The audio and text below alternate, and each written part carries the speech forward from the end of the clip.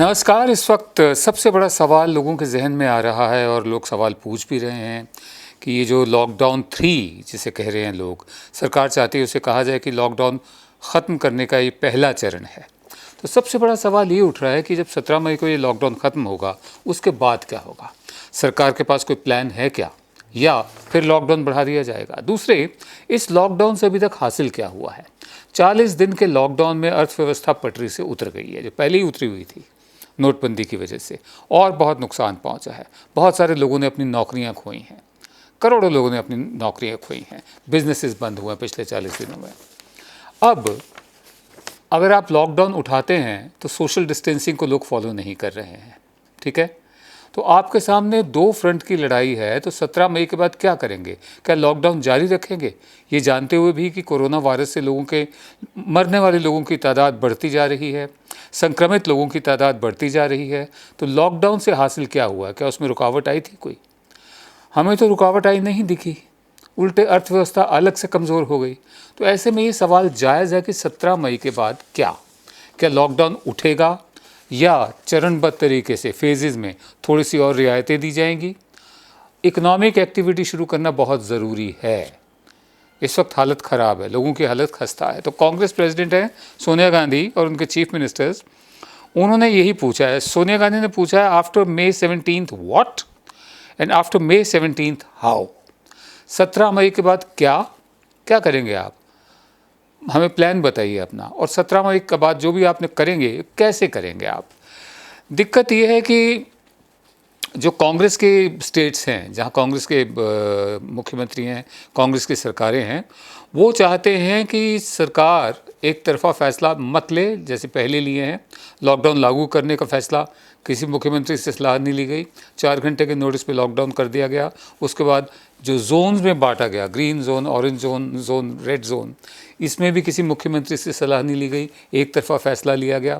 अब वो पूछ रहे हैं कि 17 मई के बाद क्या करने का इरादा आपका, क्योंकि आपने तो हमारे गले में डाल दिया, फैसले करके जिम्मेदारी हमारे गले में डाल दी, तो हमें भी तैयारी करनी है कि कैसे होगा।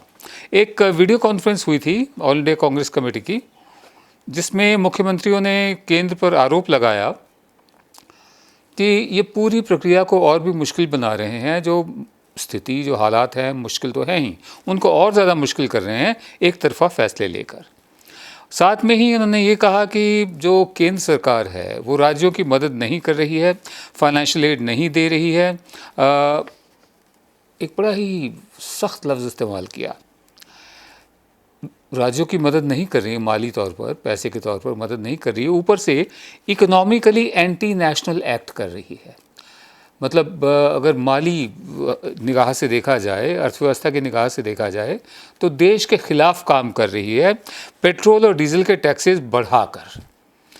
कोविड-19 जो है, कोरोना वायरस जो चल रहा है, कोविड-19, ये वैसे ही इमरजेंसी है, और कम से कम सरकार को इसका 75 से 85% जो रेवेन्यू आ रहा है ये कीमतें बढ़ाने से, वो राज्य सरकारों को देना चाहिए, ताकि राज्य सरकारों के पास कुछ पैसा हो कोविड-19 हेल्थ और इकोनॉमिक इमरजेंसी से जूझने के लिए। इसलिए सवाल पूछा जा रहा है, after May 17 what, after May 17 how. कौन कौन से ऐसे आधार हैं या मापदंड हैं जो सरकार इस्तेमाल करेगी कोरोना वायरस का जब लॉकडाउन ख़त्म होगा? अगर सरकार उसको लंबा चलाती है लॉकडाउन को, तो मापदंड क्या होंगे? अर्थव्यवस्था कैसे चलेगी? कौन कौन सी गतिविधियां खुलेंगी, या खुलेंगी भी सही? बात स्पष्ट हो गई, लॉकडाउन से कोरोना वायरस के जो रफ्तार है उसमें कोई कमी नहीं आई है, वो बढ़ती ही रही है। मैं आपको कुछ बताता हूँ, फिगर्स मेरे दोस्त हैं श्याम मीरा सिंह, उन्होंने कुछ फिगर्स दी हैं। पहला मामला 30 जनवरी को सामने आया कोरोना का, उसके 45 दिन बाद जाकर 100 मामले हुए। 45 दिन, 100 से 1000 केसेस होने में सिर्फ 14 दिन लगे, 1000 से 10,000 होने में 16 दिन लगे, 10,000 से 20,000 होने में सिर्फ 8 दिन लगे, 20,000 से 30,000 केसेस होने में सिर्फ 7 दिन लगे, 30,000 से 40,000 होने में सिर्फ 4 दिन लगे, और 40,000 से अब 50,000 होने में सिर्फ 3 दिन लगे हैं। कोरोना के 53,000 मामले ऐसे, 53,000 से ज़्यादा मामले क्रॉस हो चुके हैं। जिस दिन लॉकडाउन शुरू किया था उस दिन टोटल कोरोना केसेस सिर्फ 500 के करीब थे, जबकि पिछले 24 घंटे के भीतर ही 3,900 से अधिक कोरोना केसेस सामने आ चुके हैं। कहने का मतलब ये है कि लॉकडाउन जो है वो कोरोना को रोक नहीं पाया है, एक्सपोनेंशियली कोरोना बढ़ रहा है। तो ऐसे में 17 मई के बाद सरकार का लॉकडाउन जारी रखेगी। अगर जारी रखेगी तो क्या उसको अभी तक फ़ायदा हुआ जो होगा, और अगर जारी रखेगी अर्थव्यवस्था का क्या होगा। जारी नहीं रखेगी तब कोई प्लान है, या फिर एक बार फिर एड हॉक फैसले, या थाली घंटी बजाओ और दिए जलाओ जैसी, या फूल बरसाओ, इस तरह की चीज़ें होंगी, या कोई प्लान है, रोड मैप है। ये सवाल जायज़ है पूछना सरकार से। देखिए, सोशल मीडिया की ताकत देखिए, आप मीडिया की ताकत देखिए कि जहाँ पहले कर्नाटक में कल ट्रेन्स चलनी थी, लेकिन बिल्डर्स की लॉबी के साथ मीटिंग के बाद वो ट्रेन्स कैंसिल कर दी गई। 3 ट्रेन चलनी थी कल बेंगलोर से दानापुर बिहार के लिए, वो कैंसिल कर दी गई। अब प्रेशर के तहत आकर, मीडिया का प्रेशर था, सब ने आवाज़ उठाई, हमने भी उठाई, वो ट्रेन्स फिर शुरू कर रहे हैं। लोग बाग अपने अपने घरों को जा पाएंगे। जो प्रवासी मजदूर हैं, जो माइग्रेंट लेबर हैं, जो जहाँ जगह जगह फंसे हुए हैं, वो अपने घरों को जा पाएंगे। कर्नाटक ने अपना फैसला दूसरी दफ़े पलटा है, वापस लिया है। अब वहाँ से गाड़ियाँ चलेंगी, रेलगाड़ी चलेगी। सवाल ये उठता है कि जब ये जितने भी मजदूर घरों को जा रहे हैं, ऐसा हमने दृश्य पहले कभी नहीं देखा था। पार्टीशन जब हुआ था सन 47 में, तब की फ़ोटोज़ हमने देखी हैं कि गाड़ियों की छतों पर लोग बैठे हुए हैं, पैदल जा रहे हैं, बैलगाड़ियों में आ रहे हैं, इधर से भी आ रहे हैं, इधर से जा भी रहे हैं। इतना बड़ा माइग्रेशन जो हुआ था 1947 का, इतिहास का बहुत बड़ा माइग्रेशन कहा जाता है। इस दफ़े उस स्तर का तो नहीं है, बल्कि उससे उसके आसपास ही है। इतना बड़ा माइग्रेशन जो हो रहा है, लोग इसे पलायन कहते हैं। ये श्रमिक अपने घर जाना चाहते हैं, ये मज़दूर अपने घर जाना चाहते हैं। 40 दिन पिछले लॉकडाउन में बंद है, तनख्वाहें नहीं मिली हैं, रोज़ी रोटी का इंतज़ाम नहीं है, अब इनको घर जाने से भी रोका जा रहा था। कर्नाटक में कम से कम अभी भी इनका मूवमेंट पूरा नहीं हुआ है। सरकार ने अब ट्रेन चलाने की सोची है, वरना लाखों की तादाद में पैदल औरतें, बच्चे, बुज़ुर्ग वापस अपने अपने गाँव को जा रहे हैं। सरकारों को ये भी समझ में आ रहा है कि हमारी अर्थव्यवस्था की रीढ़ की हड्डी यही मज़दूर हैं, यही फैक्ट्रियों में काम करते हैं, यही खेतों में काम करते हैं, यही कंस्ट्रक्शन साइट्स पर जो बिल्डिंग्स बनती हैं वहाँ काम करते हैं, यही सर्विस सेक्टर हमारा देते हैं, यही हमारे ड्राइवर्स भी हैं, यही हमारा और काम भी करते हैं सब। अब समझ में आ रहा है सरकार को। पंजाब में चिंता हो रही है, बुआई का मौसम है, धान की बुआई कौन करेगा, लेबर नहीं है। कर्नाटक में चिंता हो रही है, कंस्ट्रक्शन एक्टिविटी कैसे शुरू होगी। इसी तरह गुजरात में, सूरत में बहुत बुरा हाल हुआ, आमना सामना हो गया बहुत बड़ी तादाद में मज़दूरों का जो घर वापस जाना चाहते हैं। उन्होंने देख लिया कि शहरों ने उनका साथ नहीं दिया है। जब घर वापस जाएंगे तो वहाँ जाकर क्या करेंगे? नाले की गैस से पकौड़े तलकर चाय बेचेंगे? हाँ, अगर हर कोई नाले की गैस से पकौड़े तलकर बेचेगा और चाय बेचेगा तो उनको ख़रीदेगा कौन? परचेजिंग पावर है क्या? ले देकर एक ही रास्ता बचता है, मनरेगा। मनरेगा एक ऐसी स्कीम है जिसका प्रधान सेवक ने बहुत मजाक उड़ाया था। प्रधान सेवक ने ये यहाँ तक कहा था, मैं आपको बताता हूँ, मेरे दोस्त हैं ये श्याम मीरा सिंह, इन्होंने फेसबुक पर लिखा है। मनरेगा पर प्रधान सेवक ने कहा था, मेरे प्यारे देशवासियों, कांग्रेस ने आपको बुढ़ापे में घास खोदने के काम पर लगा दिया है। अब ज़रा सुनिए, संसद में प्रधान सेवक ने मनरेगा को लेकर क्या कहा था, कांग्रेस और यूपीए सरकार की सबसे बड़ी विफलता बताया था। अब वही विफलता इकलौता सहारा बन रही है। पहले सुनिए। मेरी राजनीतिक सूझबूझ कहती है कि मनरेगा कभी बंद मत करो।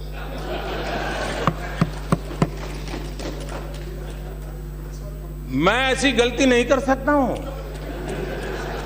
क्योंकि मनरेगा आपकी विफलताओं का जीता जागता स्मारक है। आजादी के 60 साल के बाद आपको लोगों को गड्ढे खोदने के लिए भेजना पड़ा। ये आपकी विफलताओं का स्मारक है और मैं गाजे बाजे के साथ इस स्मारक का ढोल पीटता रहूंगा। दुनिया को बताऊंगा कि ये गड्ढे तुम खोद रहे हो उन 60 साल के पापों का परिणाम है। इसलिए मेरी राजनीतिक सूझबूझ पर आप शक मत कीजिए।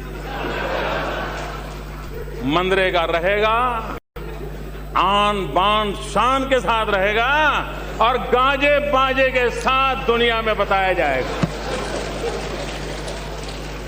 हाँ, एक और बात जरूर हो, क्योंकि मैं देश हित के लिए जीता हूं, देश हित के लिए जीना चाहता हूं और इसलिए इसमें से देश का अधिक भला कैसे हो, उन गरीबों का भला कैसे हो, उसमें जो कुछ भी आवश्यक जोड़ना पड़ेगा, निकालना तो कुछ नहीं है, आप चिंता मत कीजिए। जो जोड़ना पड़ेगा जोड़ेंगे, जो ताकत देनी पड़ेगी हम देंगे, क्योंकि हम मानते हैं ये लोगों को पता चले। भाई, आपने सुना प्रधान सेवक ने क्या कहा। वही मनरेगा आज अकेले ही पूरे देश की रूरल इकोनॉमी को संभाल रही है।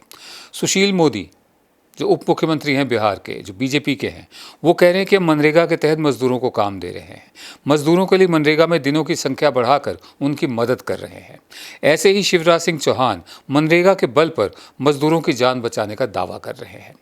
आज जबकि लोगों के पास खाने के लिए पैसे नहीं है, रहने के लिए पैसे नहीं है, तब मनरेगा में निकला पसीना ही लोगों की थाली में रोटी बनकर पहुंच रहा है।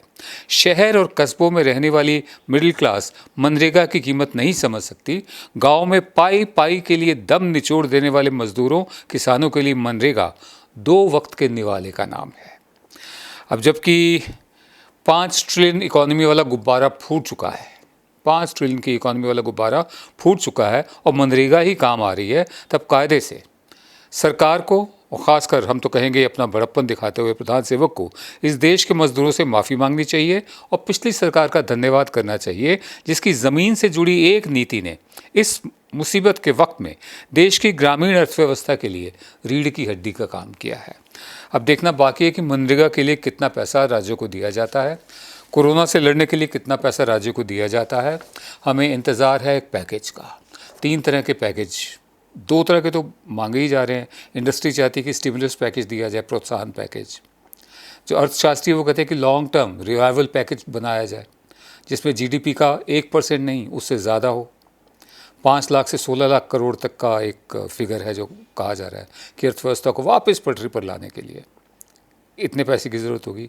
तुरंत जो है फर्स्ट एड जिसे बोलते हैं, वो एक सर्वाइवल पैकेज की ज़रूरत है, जिसमें मज़दूर के अकाउंट में पैसे पहुँचे, कम से कम 10,000 रुपये पहुँचे या 5,000 पहुँचे, 6,000 पहुँचे।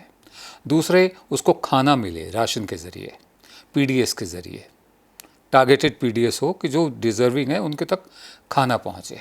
और तीसरे, हमारी जो चरमराई हुई स्वास्थ्य सेवाएं हैं वही काम आ रही हैं इस वक्त। प्राइवेट वाले काम नहीं आ रहे, बहुत कम काम आ रहे हैं। जो चरमराई हुई स्वास्थ्य सेवा है, सरकारी अस्पतालों का जाल जो बहुत पहले बिछ चुका था, उसको रैंप अप करने की ज़रूरत है, उसको मजबूत करने की ज़रूरत है, उसको आधुनिक बनाने की ज़रूरत है। तो सर्वाइवल पैकेज 1, स्टिमुलस पैकेज 2, उस पर भी बहस हो सकती है कि दिया जाना चाहिए या नहीं दिया जाना चाहिए इंडस्ट्री को, और रिवाइवल पैकेज 3। अब 17 मई के बाद सरकार का क्या प्लान है, अगर प्लान है तो हम जानना चाहेंगे। नमस्कार।